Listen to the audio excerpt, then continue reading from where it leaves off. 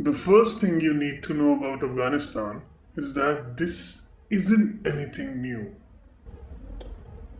Of course, it's the first time it's happened in 20 years. There may be new soldiers in the capital city, but this is not new. These threats, this danger, this war, we've lived with it for a long time. And more so, the pain of living for Jesus and risking everything to follow him. There's nothing new about that. Not for me, not for my grandparents who also lived for him and followed him. That's been the reality for Afghan believers for more than 40 years.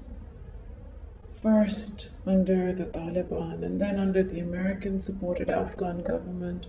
Even before the Taliban took control last month, Afghanistan has always been a dangerous place for believers. It's just not an option to follow Jesus in public.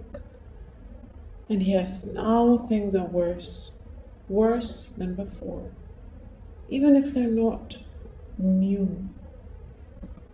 When the Taliban took control, it was everything we dreaded. You cannot understand it like I do. I cannot explain it in words. I lived in this as a little boy. Then 20 years ago, one night, one man dared to believe freedom had come to stay. And he turned on his stereo. Then another, and then another. Soon the streets were filled with music and the sounds of laughter and singing was heard.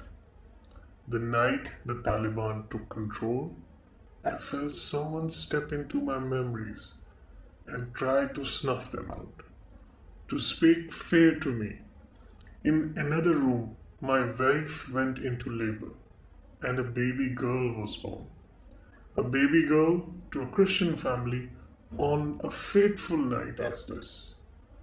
My Buzurg, my father, prayed Psalm 20 over my baby, and my wife, from the other side of the curtain, where the men were huddled together, we were afraid. We are afraid. Life for Christians in this country has never been great, but now it is worse. We call one another and ask about headaches, shoulder pain, old injuries, old health concerns, all in a bid to remain connected. For now, this is all we can ask. A list has been circulated with our names on it. Some people are pretending to be believers of Khudawand because they believe it will earn them a visa to another country. Some have been killed, some have been kidnapped, some have disappeared. It feels like the morning after a massive cataclysmic explosion. The lights went out.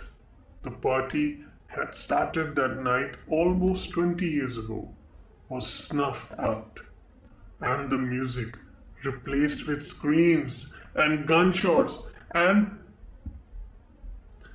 even silence, a sound of nothingness. What we need is for you to replace this sound with the sound of your prayers and your singing on our behalf. Pray for us. If you love us, pray for us. Christians have remained. Many have fled. All need your help. But even amidst all of these challenges, the biggest thing everyone asks for is prayer. These soldiers are not committed to human dignity.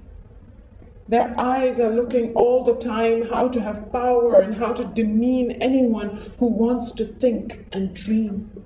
It is our thoughts and dreams that need to be preserved and saved.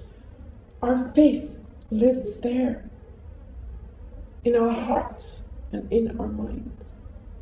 Save our thoughts and dreams. Pray for us. When you pray, you meet us in the room of God's throne. You meet us there and we can have communion there. For you, it is easy to have communion in your churches. For us, not so. Come to the throne room. Meet us there with the Lord. Let us hear your prayers and your songs. For us, everything has been taken away. We need you to ask God on our behalf. We need to know you are strong. Everyone seems to have forgotten God. This is very frightening. We feel disoriented. We feel alone. We cannot speak of our God. But you can. We cannot speak of our God. But you can. So speak to him and find him empower you and us to fight this era of destructiveness and bring his kingdom by being like him. I do not right now know where to begin, but I know this. Despite the restrictions, there are the hungry who need food, the naked who need clothes, prisoners who need freedom, and lost who needs God's arm. I do not know where to begin, but I will begin with encouraging my wife that there is a hope for our daughter. If you love us, pray for us. I don't know what the days ahead will hold. It will not be easy, but we do this because we believe Jesus is there and is alive. We are all reading and meditating on John 17, especially trying to understand the measure of love. If you love us, pray for us. This is where we are together at the foot of the cross, where the full measure of love is known. Is this the measure of love? Is carrying my daughter through these years the echo, the navigational instruction to me to take up my cross and follow Christ? If you love me, if you love Jesus, pray for us.